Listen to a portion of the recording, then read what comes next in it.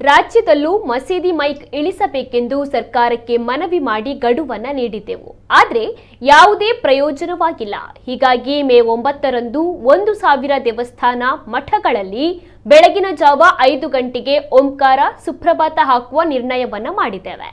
ಸರ್ಕಾರಕ್ಕೆ ಮುಸ್ಲಿಂ ಸಮಾಜಕ್ಕೆ ಚಾಲೆಂಜ್ ಆಗಿ ಇದನ್ನ ಮಾಡ್ತಾ ಇದ್ದೇವೆ.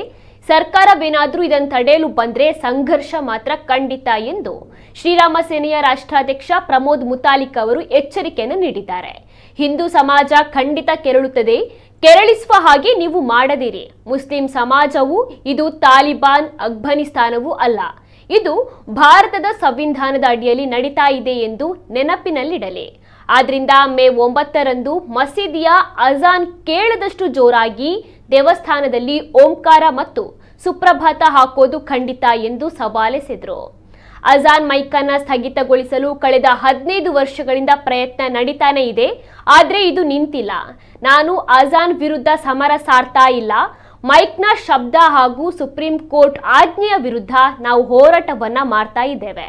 ಇಂದಿನವರೆಗೂ ಸುಪ್ರೀಂ ಕೋರ್ಟ್ ಆಜ್ಞೆಯನ್ನ ಮಸೀದಿಯ ಮೇಲಿನ ಮೈಕ್ ವಿಚಾರದಲ್ಲಿ ಪಾಲನೆ ಆಗ್ತಾ ಇಲ್ಲ. ಇಲ್ಲಿ ಸುಪ್ರೀಂ ಕೋರ್ಟ್ ಆಜ್ಞೆಯನ್ನ ಸ್ಪಷ್ಟವಾಗಿ ಉಲ್ಲಂಘನೆ ಮಾಡಲಾಗಿದೆ ಎಂದು ಹೇಳಿದರು. ಮೈಕಿನ ಶಬ್ದ ಎಷ್ಟು ಇರಬೇಕು ಅಂತನ್ನುವಂಥದ್ದು ಡಿಸಿಬಲ್ ಅನ್ನ ಸುಪ್ರೀಂ ಕೋರ್ಟ್ ಹೇಳಿದೆ, ಅದನ್ನೂ ಉಲ್ಲಂಘನೆ ಮಾಡ್ತಾ ಇದ್ದಾರೆ. ಮೂರನೇದು ನಿಶ್ಶಬ್ದ ವಲಯ ಅಂತನ್ನುವಂಥದ್ದು ಡಿಕ್ಲೇರ್ ಮಾಡಿದೆ, ಅಲ್ಲಿ ಶಬ್ದನೇ ಇಲ್ಲ, ನಿಶ್ಶಬ್ದ ವಲಯ ಅಂತ ಹೇಳಿದೆ. ಆಸ್ಪತ್ರೆ, ಶಾಲಾ ಕಾಲೇಜು, ಸರ್ಕಾರಿ ಕಚೇರಿಗಳು, ಜನವಸತಿ, ಈ 4 ಪ್ಲೇಸ್ನಲ್ಲಿ ನಿಶ್ಶಬ್ದ ಅಂತನ್ನುವಂಥ ಸ್ಪಷ್ಟವಾಗಿ ಇಲ್ಲೂ ಉಲ್ಲಂಘನೆ ಆಗುತ್ತೆ. ಸೊ ಇವೆಲ್ಲ ಹಿನ್ನೆಲೆಯಲ್ಲಿ ಎಲ್ಲವೂ ಆಯಿತು. ಸುಪ್ರೀಂ ಕೋರ್ಟ್ ಆಜ್ಞೆ ಮಾಡಿ 15 ವರ್ಷಕ್ಕೂ ಜಾಸ್ತಿ ಆಯಿತು, ಇಲ್ಲಿವರೆಗೆ ಪಾಲನೆ ಇಲ್ಲ. ಸೊ ಮುಸ್ಲಿಮ ಸಮಾಜ ಒಂದು ಕಡೆಗೆ ಹಠದಿಂದ ಸೊಕ್ಕಿನಿಂದ ವರ್ತನೆ ಮಾಡ್ತಾ ಇದೆ, ಇನ್ನೊಂದು ಕಡೆಗೆ ಸರ್ಕಾರ, ಆಡಳಿತ ಸರ್ಕಾರ ಸುಪ್ರೀಂ ಕೋರ್ಟಿನ ಆಜ್ಞೆಯ ಇಂಪ್ಲಿಮೆಂಟ್ ಮಾಡ್ತಾ ಇಲ್ಲ.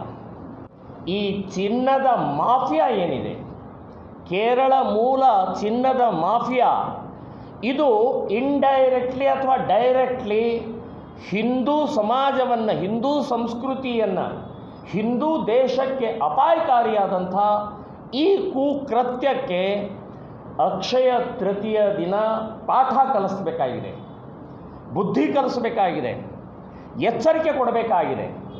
ಸೊ ಆ ಹಿನ್ನೆಲೆಯಲ್ಲಿ ಶ್ರೀರಾಮ ಸೇನೆ ಸಂಘಟನೆ ನಾವು ಇಡೀ ರಾಜ್ಯಾದ್ಯಂತ ವಿಶೇಷವಾಗಿ ಮಹಿಳೆಯರಿಗೆ ಜಾಗೃತಿ ಮೂಡಿಸೋ ದೃಷ್ಟಿಯಿಂದ